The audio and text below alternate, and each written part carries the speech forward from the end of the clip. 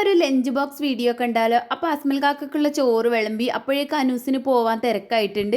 അങ്ങനെ ഞാൻ പെട്ടെന്ന് തന്നെ അനൂസിനുള്ള കറിയും പത്തിരിയും ഒക്കെ പാത്രത്തിലേക്ക് റെഡിയാക്കുന്നുണ്ട്. ഉരുളക്കിഴങ്ങ് കറിയും പത്തിരിയുമാണ് കേട്ടോ. അത് ഞാൻ പീസാക്കി വെച്ച് കൊടുത്തിട്ടുണ്ട്. അപ്പോൾ അസ്മൽ കാക്ക പോവാൻ തിരക്കാന്ന് പറഞ്ഞു. അപ്പോഴേക്ക് പാത്രം ഇങ്ങോട്ടേക്ക് മാറ്റി അതിലേക്ക് കേബേജ് ഉപ്പേരിയും അപ്പോൾ ഉണക്കമുള്ളം പൊരിച്ചത് 2 അതും ചോറിലോട്ട് വെച്ച് കൊടുക്കുന്നുണ്ട്. അപ്പോഴേക്ക് ഡാനിൻ്റെ പഴം സ്റ്റീം ചെയ്യാൻ വെച്ചിട്ടുണ്ടായിരുന്നു. അത് റെഡി ആയിട്ടുണ്ട്. കുക്കർ ഓപ്പൺ ചെയ്തതാണ്. പഴത്തിലെ വെള്ളമൊക്കെ കളഞ്ഞിട്ട് ചോറടച്ചു വെച്ചു. ഇനി അസ്മൽ കാക്കക്ക് പരിപ്പും വെള്ളരിയും കൂടി കറിയാണ് കേട്ടോ. അതും കൂടെ റെഡിയാക്കിയിട്ടുണ്ട്.